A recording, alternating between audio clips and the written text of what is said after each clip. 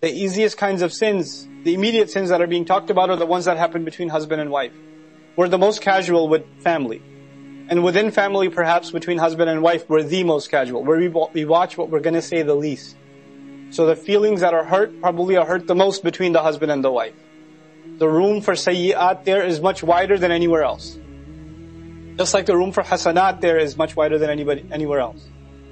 You know, when the Prophet says, وَأَنَا خَيْرٌ مِّنْكُمْ لِأَهْلِ, I am the best of you to my family, that's an incredible compliment to the Messenger ﷺ, and a huge sunnah, that he's the best to his family. Of all the people he deals with his family the best way. Can you imagine? We have guests come over, we clean up the house. We put better clothes on. You know, we wash up. We cook different food than we give to each other. We change our behavior. Cousins are coming over for Eid. You make preparations. You're better to them. Husband goes to the office. He smiles at the secretary. How's your morning? It was good. Very great to hear. He's nice to everybody, except the wife. Except the wife. She doesn't get that. She said, you know, he comes home. How's your day? I don't want to talk about it. It's a long day. He'd never say that to the secretary at the office. He could tell his wife. Wife's the same way. These are sayyi'at. They can pile up. The Messenger says he's the best to his family. The best to his family. SubhanAllah. That's not easy. That's easy to say. Like, just say it in a khutbah. Just say the line, say the hadith and move on. But what that actually means is a very heavy obligation. Allah says, then Allah, whoever would have taqwa of Allah, Allah will bury away his sins, his mistakes, his grave mistakes. وَيُعْظِمْ لَهُ أَجْرًا, and will immediately aggrandize, magnify the reward for him. أَسْكِنُوهُنَّ مِنْ حَيْثُ سَكَنْتُمْ, keep them stationed, keep them at home, in the same place where you live. Min wujdikum, in whatever you found, meaning, so, you know, min wujdikum, whatever's found with you, from wujdan. It's the masdar. What this means is, keep them at home and don't say, you go to the cellar, because we're divorced now, I have a basement, you know, and I'll throw a sheet down, you can just lay it down on the dirt and just sleep over there. Because we're no longer officially married, or we're in this period in the middle, so that bedroom's no longer for you. No.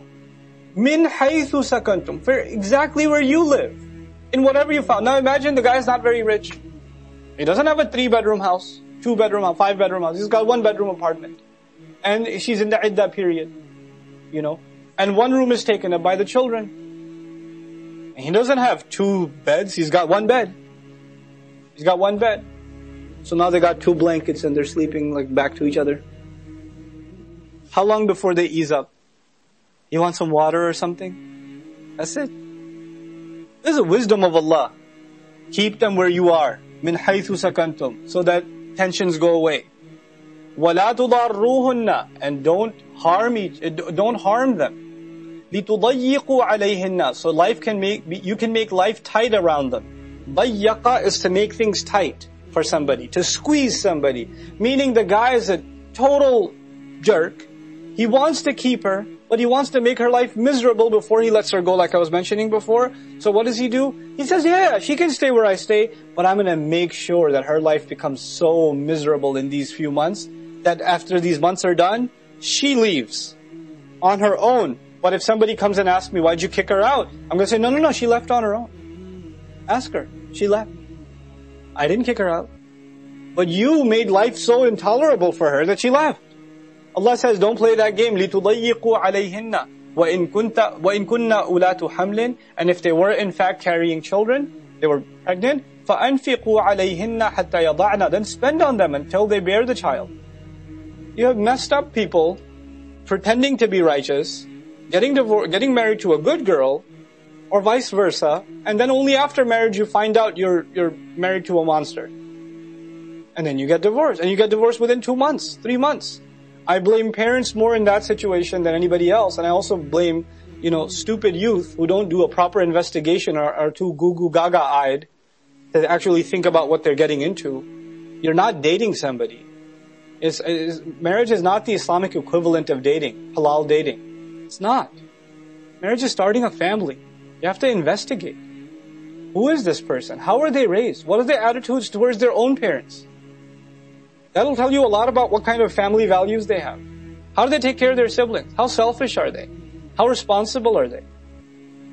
Have they worked before? The guy, has he worked before? A day in his life. Has he worked? Where has he worked? Who are his friends? Who does he hang out with? What are his hobbies? And don't just email the guy and say, what's your favorite color? Me too, I love purple also. No. Who cares? You could be colorblind. But it's character you have to look for.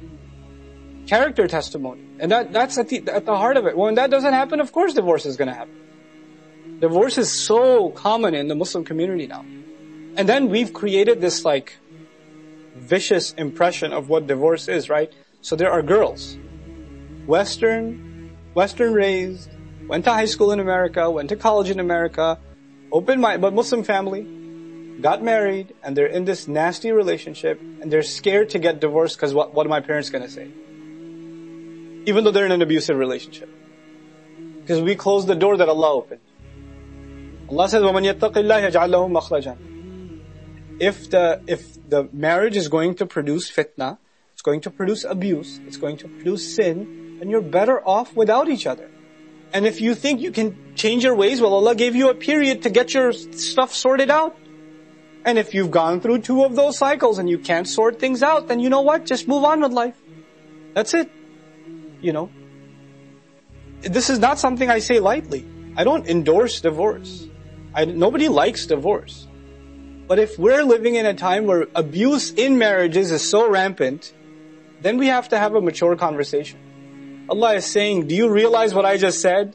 Have you given thought to what I just said? I was just talking about divorce, and then I told you how I destroy nations. Just be careful who you're dealing with. رَسُولًا يَتْلُو عَلَيْكُمْ آيَاتِ اللَّهِ. A messenger, meaning that Allah has sent a reminder to you. Now, by the way, when you think of reminder, what do you think of? And when Allah talks about reminder, the idea of reminder itself, it's Quran. In huwa illa dhikrun. But look at the ataf bayan of dhikran.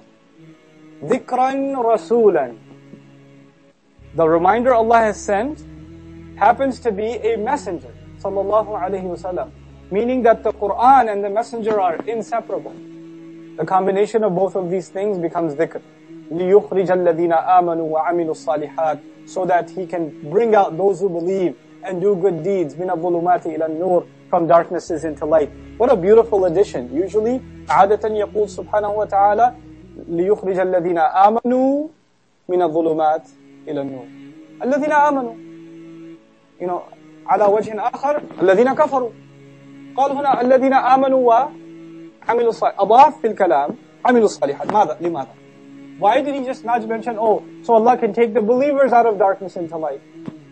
No, those who believe and do good deeds. Look, you already have iman, but you better behave in the way the surah is asking you. Then yes, I'll bring you out of darknesses into light.